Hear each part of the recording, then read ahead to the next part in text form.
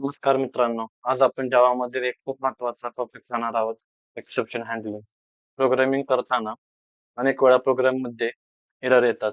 जर error handle केली नाही तर प्रोग्राम अचानक बंद होऊ शकतो. म्हणून जावामध्ये एक्सेप्शन हँडलिंग ही कन्सेप्ट वापरली जाते. तर आता एक्सेप्शन हँडलिंग म्हणजे काय? आपण हे बघूया.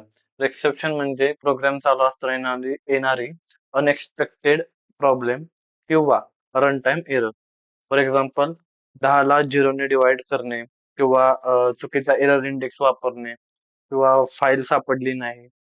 तर अशा वेळी जावा एक्सेप्शन थ्रो करते. तर एक्सेप्शन हँडलिंग आपण का वापरतो? तर एक्सेप्शन हँडल वापरल्यामुळे प्रोग्राम क्रॅश होत नाही, एरर योग्य पद्धतीने हँडल करता येतो आणि प्रोग्राम स्मूथली चालतो. तर एक्सेप्शन हँडलिंग कीवर्ड कोणते कोणते आहेत? ट्राय, कॅच आणि फायनली. तर आता आपण ट्राय बघूया. ट्राय म्हणजे काय होतं, तर ज्या कोडमध्ये एरर येऊ शकतो, तो कोड आपण ट्राय ब्लॉकमध्ये लिहितो. तर म्हणजे ट्राय आता हा कोड रन होणार नाही. Int age equal to 10 divided by 0 not possible आहे. हा रन होणार नाही. त्यामुळे हा आपण ट्राय ब्लॉकमध्ये लिहिलेला आहे. तर आता आपण बघूया की कॅच ब्लॉक. कॅच ब्लॉकमध्ये आपण एक्सेप्शन हँडल करण्यासाठी कॅच ब्लॉक वापरतो. आता हे कुठले एक्सेप्शन आहे? अरिथमेटिक एक्सेप्शन आहे. आणि नंतर फायनली मध्ये फायनल ब्लॉक मध्ये नेहमी एक्झिक्यूट होतो कोड.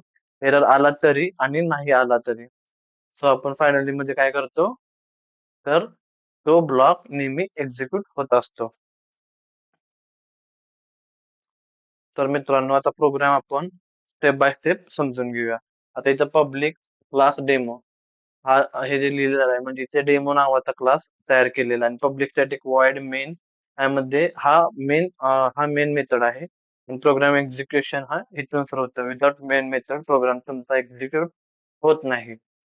तर त्याची सुरुवात आहे आपण मेन मेथड. आता ही मेन मेथड आहे public static void main string arguments आणि नंतर त्यांनी ट्राय ब्लॉक वापरलेला आहे.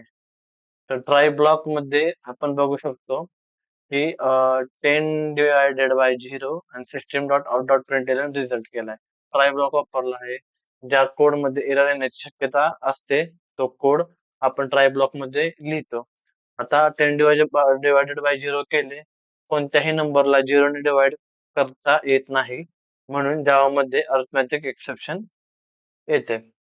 तर कॅच ब्लॉक मध्ये काय होतं, तर एक्सेप्शन आल्यावर प्रोग्राम लगेच क्रॅश न होता कंट्रोल कॅच ब्लॉक मध्ये होतो.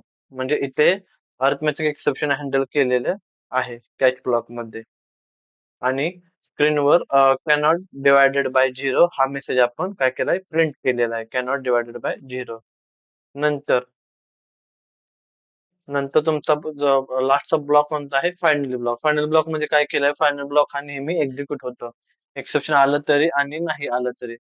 तर फायनल ब्लॉक हा चालतो. इथे एक्झिक्युशन कम्प्लीट प्रिंट होईल. इथे तुम्हाला तो मेसेज दिलाय सिस्टम आउट डॉट प्रिंटलन मध्ये एक्झिक्युशन कम्प्लीट तो कम्प्लीट होईल. आणि याचा आउटपुट काय येणार आहे? कॅनॉट डिवायडेड बाय 0 आणि एक्झिक्युशन कम्प्लिटेड. म्हणजे पहिल्यांदा एक्सेप्शन हँडल झाली म्हणून कॅनॉट डिवायडेड बाय 0 प्रिंट झाले आणि शेवटी फायनली ब्लॉक एक्झिक्यूट झाला म्हणून एक्झिक्युशन कम्प्लीट प्रिंट झाले. ओके. सो आता आपण पुढची स्लाइड बघूया. त्यावर आपल्याला असं म्हटलंय की एक्सेप्शनचे टाईप दोन आहेत.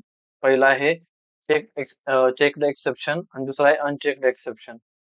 तर चेक्ड एक्सेप्शन हे तुम्हाला कंपाईल टाइमला चेक होतात आणि अनचेक्ड एक्सेप्शन हे तुम्हाला रन टाइमला येतात. तर चेक्ड एक्सेप्शन मध्ये कुठले कुठले एक्झाम्पल काय आहे, तर आयओ एक्सेप्शन, एसक्यूएल एक्सेप्शन. आणि अनचेक्ड मध्ये कोणते कोणते एक्सेप्शन येतात? अरिथमेटिक एक्सेप्शन आणि नल पॉइंटर एक्सेप्शन हे दोन एक्सेप्शन्स येतात. आता आता थ्रोज एक्सप्लेन करूया आपण की थ्रोज आणि थ्रोज मध्ये काय डिफरन्स आहे. तर थ्रोज इथे मित्रांनो थ्रोज कीवर्ड वापरला आहे. Throws throw new arithmetic exception आणि एरर. म्हणजे थ्रोचा उपयोग मॅन्युअली एक्झिक्युशन तयार करून ती प्रोग्राम मध्ये थ्रो करण्यासाठी केला जातो. इथे अरिथमेटिक एक्सेप्शन नावाची एक्सेप्शन तयार केली आहे आणि एरर हा मेसेज दिला आहे. म्हणजे प्रोग्राम चालवताना ही एक्सेप्शन एक्सप्लिसिटली जनरेट होईल.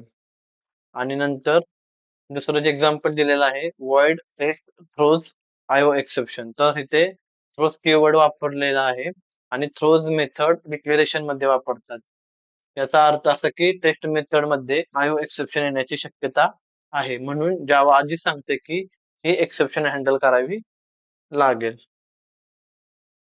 तसेच नवनवीन व्हिडिओ पाहण्यासाठी आमच्या चॅनलला लाईक करा, शेअर करा आणि सबस्क्राईब करायला विसरू नका. धन्यवाद.